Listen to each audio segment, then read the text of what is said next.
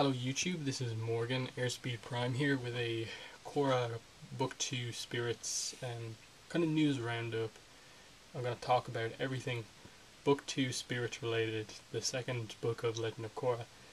Give some theories on the stuff and basically just talk about everything that's come out about Book 2, from background production, voice actors, to the plot, and my own theories on that sort of stuff. So I'm not going to have any video pictures throughout this video, because you can see all the pictures in a news post, which the link to that is in the description. The site is avatar.thelastairbender.online.com, so I just click on the link in the description and you'll see all the pictures that I'm kind of referring to, maybe some of the stuff, and basically confirmation that this news is actually confirmed.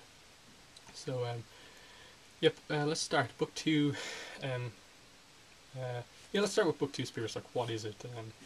Book 1, Air, was 12 episodes. Book 2 Spirits is going to be 14 episodes. Those two books together are going to make up Season 1 of The Legend of Korra. Season 2 of The Legend of Korra is going to consist of Book 3 and 4, both of which are unnamed. Both Book 3 and 4 will both be 13 episodes each. So Korra as a whole is going to be 52 episodes, split into Season 1 and 2. Season 1 has the first 2 books, Season 2 has the second 2 books. So this is kind of our end of Season 1 of Korra with Book 2 Spirits. So yes, that's basically the breakdown of episodes and stuff like that. In terms of production, you may be wondering, like, whereabouts is it? It's been ages since since Korra Book 1 ended. When's Book 2 coming? And basically, we have no air date. No confirmed air date. The rumor from some voice actors, from stuff they said, seems to be April 2013. Not confirmed, but it makes sense. That would be the kind of perfect date to air it on. Exactly a year on from the premiere of Book 1, which aired in April 2012. So that would make sense, because that seems to be the time of year they want to air Korra, while the rest of the year maybe they're airing their new season of Turtles. That seems to be what Nick wants to do. Turtles, Korra, Turtles, Korra. That seems to be their 2 best rated shows at the moment. Yeah, so let's talk about production and the differences in production that they're going to have on Book 2. Book 1 was written and directed, stuff like that, completely by Mike and Brian. They really wanted to get their hands on Book 1 and basically set up Korra completely themselves. But for Book 2, 3, and 4, they brought on new writers, new directors, and they're still going to play a big role themselves, obviously, as the creators. They're just kind of reverting more to the Avatar The Last Airbender thing, where they had other people directing some episodes, writing episodes. So in reality, this is just a return to the normal, when Book 1 was the kind of exception. People coming on board for Book 2 are going to be Ian Graham, who's obviously a storyboard artist on Avatar The Last Airbender and Korra so far. He's going to direct a few episodes. Josh Middleton, who was the guy who drew the Korra poster on Naga, that one from San Diego Comic-Con 2012. He's coming on board as an art director, and he's going to direct some episodes too. Another director is going to be Lauren Montgomery, who is going to direct some episodes and write some too. And in terms of where they are in production, we've only had some really minor updates, but it seems like that they're close to the end on basically the main animation being done for Book 2. A few weeks ago, months, maybe, it might have been a month or 2 ago, we got confirmation that they're on the final few episodes of the season doing them. Now, you should also note that they do edit and add stuff to the animation continuously.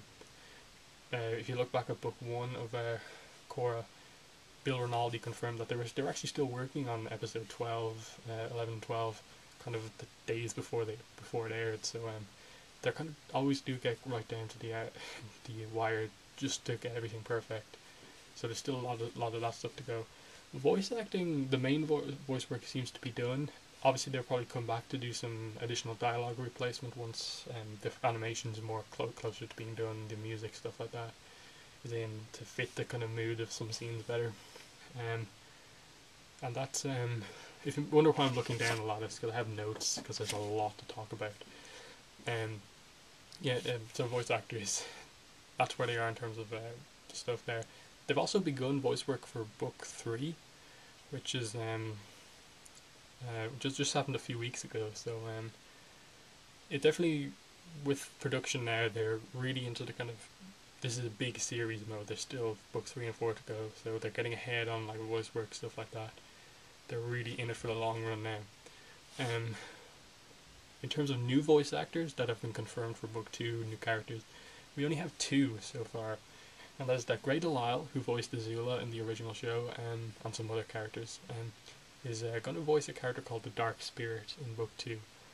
It's only going to be a small part in terms of the voice work, and we don't really know if this Dark Spirit is the same one that we see in the images in the news post that's linked below. So we don't have much confirmation on exactly who the Dark Spirit is or what. It seems to be just a minor character, but it's nice that Grey Delisle is voicing a character. She's also voicing a new character in book 3 as well. April Stewart is the other new voice actor, confirmed. We don't know who she's voicing, but she has confirmed she is working on the show, book 2. It could be Kaya, it could be Unalak's daughter. They're the kind of 2 female characters who don't have anyone to voice them yet, I think. So no confirmation on who she's voicing yet. Now, into the plot and basically what it's going to be about. I'll start in terms of more characters, like what the character's development is going to be. Korra obviously is the main character. What's her development going to be in book 2, Spirits, and it is going to be about spiritual stuff. Book 1 was about her unlocking her spiritual side and unlocking her airbending side. In between book 1 and 2, 6 months pass, and during that time she learns from her uncle Unalak, who's her father's brother, Tonrak's brother, Unalak. She learns to control the avatar state, so she can go in and out of it herself. We assume she's also learned how to master airbending as well, because we've seen her do the air scooter and race Ikki, the airbender kid, basically. And her journey seems to be, from what they've said, is that her core learning to respect her power. She in that animatic, she turns on the avatar state basically to win this air scooter race, and that kind of shows a slight abuse of that power instead of a respect of it. Like Aang would never kind of go into the avatar state for something as kind of non-serious as that, and it's going to be about Korra learning to just respect that she's a spiritual being, she has an important role and stuff like that. Going into Mako as a character, he becomes a cop in Republic City, which also shows that Republic City have clearly expanded out the kind of enforcement kind of thing, in that they're allowing more different types of benders to be cops and stuff like that. And he obviously he's like on a motorbike and chasing the triads, stuff like that. So Korra and Mako both have very important roles, and in terms of their relationship, we have it confirmed that the 2 are going to be, because of their important jobs in the city and stuff like that, they don't really get much time to be with each other, so their relationship is a bit kind of strained, and they're going to have to learn to basically work with that. So that's very interesting development for Makora that we have coming up, as well as the 2 characters. With Mako, I suppose you wonder, like, what made him decide to become a cop? Does he want to, like Korra, do something to help the world? Did their time as Team Avatar have a big effect on him? That's what he wanted to do, kind of like take down triads and like bending revolutions, stuff like that. Bolin's development is going to be about him just finding himself and what he kind of wants to do with himself. We see that he tries to continue on the Fire Ferrets because Mako and Korra have to quit the Fire Ferrets because they have important jobs. So he becomes the captain of the Fire Ferrets and gets 2 other people in who aren't very good, and the Fire Ferrets are kind of failing then. So he's going to have to learn to like what he really wants to do on his own. So, and we also have confirmation from PJ Byrne that he's also going to have a kind of love story, and that he's obviously going to meet someone in this book, and it's going to be, I think he said it's going to be a kind of weird, odd love story thing. And yeah, and then the next we go into Asami, who's her last kind of main character, I suppose, who we know about in book 2. Her kind of role is basically that she has taken over Future Industries. She's now in charge, and she's going to have to deal with basically getting the good reputation of Future Industries back after her father basically ruined it by allying with the Amon. and she's trying to do that by basically using her father's design for the biplanes, airplanes, to make it more for kind of commercial use, I guess, and sell it to people kind of like cars, like this is your chance to fly and stuff like that. And she needs the help of a Southern Water Tribe businessman who's a big captain of industry in the Southern Water Tribe, whose name is Varric, and he's a bit of an eccentric guy. We don't really get much on him, but he has some crazy facial expressions from what we've seen in the concept art. And she's gonna get help from him to basically, I suppose, use some of his company's good reputation to support future industries. And that's why she's heading to the Southern Water Tribe to meet with him, which I suppose is probably where all the characters kind of come back together to meet again after kind of, I suppose, being lost in their jobs for a while in the break between seasons. So yeah, that's the kind of character sort of plot that we're going to see. And now I'm going to talk more about places that our characters kind of go to in the season. And we start, I suppose, with the fact that they said that half is going to take place in Republic City, half is going to take place in the Southern Water Tribe, and we're going to see new places like the Southern Water Tribe Tundra. So I think we have confirmation that they're going to visit a place either near or the exact place that Katara and Sokka found Aang in the kind of ball of ice at that place, and we're going to see how that very important location has developed over time, and it seems to be that it's kind of like a spiritual kind of conduit connection. So that's interesting.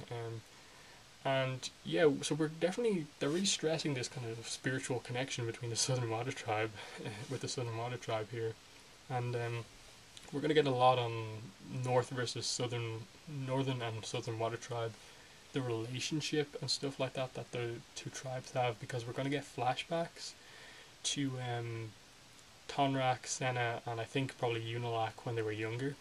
We have confirmation on that. And that's probably going to explain a bit about how Tonrak is living in the Southern Water Tribe and how Unalak is the chief of the Northern Water Tribe. Probably explain like where they're originally from and like what happened there. And you know, obviously, Korra's uncle will be a kind of a pretty big character, I suppose, in that he teaches Korra how to control the Avatar state. He's a spiritual guy. There may be a kind of conflict between the brothers, Tonrak and Unalak, and stuff like that. So that's going to be very interesting. A lot of interesting stuff happening in the Southern Water Tribe in terms of the plot. Then we have that. Obviously, Varric is also a Southern Water Tribe person. There was a kind of little comment during the panel San Diego Comic Con 2012 that Varric and Bolin have a kind of really weird relationship. Probably because they're both a kind of very kind of flamboyant, I guess, in terms of like craziness or something like that. It seems they both have crazy facial expressions. So that kind of may explain some of the stuff with Bolin, and that maybe him finding himself will be him wanting to become like a businessman with the help of Asami, introducing him to Varric and them getting along, something like that. But anyway, back to the Southern Water Tribe stuff I was talking about. We have confirmation that 2 episodes of the season will be very special, and they'll be devoted to the origin of the Avatar, explaining that thing that we've been waiting for, where more on the history of the Avatar, the first Avatar, stuff like that. They didn't go into that much detail, but they said basically the origin of the Avatar. We're going to find out about that in these 2 episodes, and in my opinion, I think that that's going to be where Korra learns to respect her power. She's going to realize that kind of from why the Avatar was created, how it came into existence, that she's a very important person, has to respect that power. I think, like she learned from the vision Aang showed her, some stuff, she's going to learn from finding out this too, I think. Very interesting. What else is there here? Obviously I talked about Korra's uncle, he's going to play a big role. Which is interesting in itself, that Korra's parents and her uncle are going to play a big role in the series also, having only met them like in the first and last episodes of the show. Very interesting. We're also going to get to meet Tenzin's other siblings, Katara and Aang's other children, Kaya and Bumi.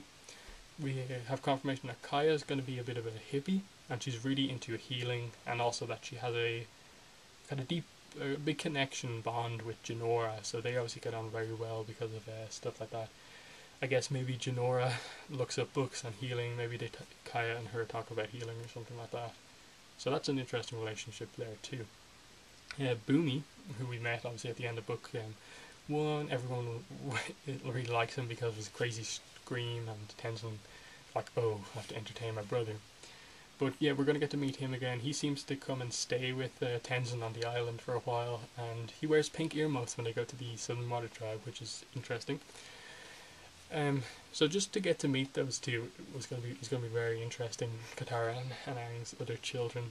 I suppose there's only a few other things left to talk about right now, and that is another place that they go to visit at some stage in book 2, which is the Southern Air Temple. We get to visit the place again that's been pretty much abandoned since the genocide of the Air Nomads. Katara, Aang, Sokka, and Appa visited there, and they found Momo there. And I think that coming back to the Southern Air Temple is going to link in to a little bit of information that a lot of people kind of brushed aside. Not many people, I think, even know this piece of information that came out of San Diego Comic-Con 2011.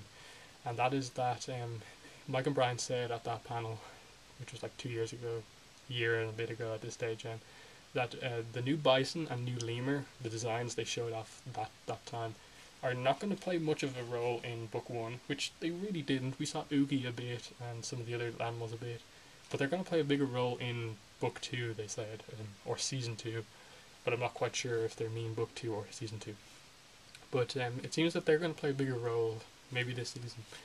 And I think that may link into them visiting the Southern Air Temple, in that this may be where we see the start of the air nomads starting to return to the air temples, and really the start of the rebuilding of the air nomads beyond Republic City.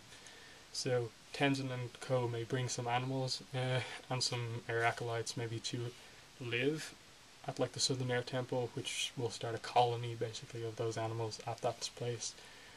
And maybe we'll see it spread as the kind of season 3 and 4 go on to the other ones, and maybe eventually by the end of Korra we'll see the air nomads thriving a bit more. Not as many airbenders, but the nation back on its feet again. So that's just a theory I have. It seems to kind of fit in a bit well. So that's an interesting one, I guess, because it seems very odd that they just go back to the Southern Air Temple, given that it's a spiritual place. The book is called Spirits. They may go there to get some information on spiritual stuff. That could explain it too. But it's it's gonna be interesting. Just the fact that they specifically said the animal will play a bigger role in a season is a really interesting piece of information. More on spiritual stuff in the Southern Water Tribe actually here. Another note I have here is that in one of the animatics we see from the book is that it appears that book 2 might open with this Southern Water Tribe festival, a kind of spiritual festival, loads of lanterns and stuff like that. It looks pretty crazy. Is that it's probably going to open up there, and that's when a spirit is going to attack the festival and Korra is going to have to fight it off. And it seems that this is going to kind of all stem from this Southern Water Tribe tundra, which has this spiritual connection. It's like a portal or something like that. It looks like it's pretty crazy. You're not really sure what it is, but she's going to fight this spirit there. She's going to go into the Avatar state to have to fight it. That may also show her that she needs to respect the power of the spirits fighting one, needing to use the Avatar state, stuff like that. So spiritual festival things going to be interesting. And that's pretty much all the news there is I want to talk about. One final thing I suppose would be, a lot of people have been speculating on will Zuko's daughter appear at some stage in book 2.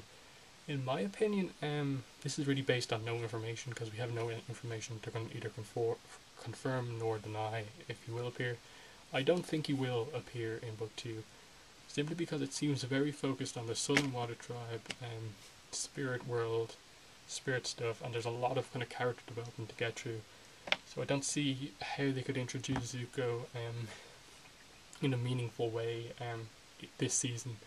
I do think that we'll probably see him in season 3 or 4, because maybe at the end of this season Korra has learned to respect her power, and she's going to maybe go from being the final stages of her training to being a kind of fully realized Avatar, and basically, like kind of Roku did, explore the rest of the world and go into, like, maybe that will be where we see the other cities of the world, Bossing Say again, Omashu again, in book 3 and 4, and maybe she meets Zuko along the way, and Zuko's daughter, the Fire Lord, along the way too. That would be the way maybe that I'd like it to be done. But again, I don't really know actually what they're going to do with Zuko. So yeah, that's been the video. I don't really have anything else to talk about. I think I've talked about everything on this list. That is everything book 2 related, as far as I'm concerned. I don't think there's been any other information that's come out. Oh, one last quote actually, I just remembered it there. In relation to Korra's development through the season, Mike and Brian mentioned this in an interview a while back, that her development in book 2 is going to be Korra developing from, and a quote from Mike and Brian, that kind of bull in a china shop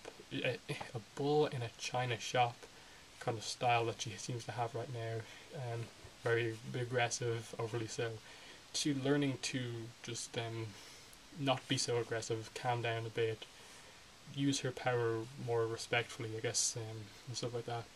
And that really kind of was a good way to describe Korra's character, and an interesting development for her to have in this season. So yeah, that's been this video, my book 2 Spirits commentary, I guess, information sum up. Again, if you want to see all the images of these characters, new characters, they're all in the description below. And just remember another thing, Unilac has 2 kids, they're twins, there's a daughter and a son, we don't know their names yet, but it seems like the daughter is, it seems like they're both sort of like May kind of characters, a bit depressed all the time. That's all we have on them. All of this information is kind of confirmed in the news post in the description, so look at the pictures there. And please comment on this video with your thoughts basically on book 1, what you expect, any of the information I've talked about here, if any of it was new to you and stuff like that.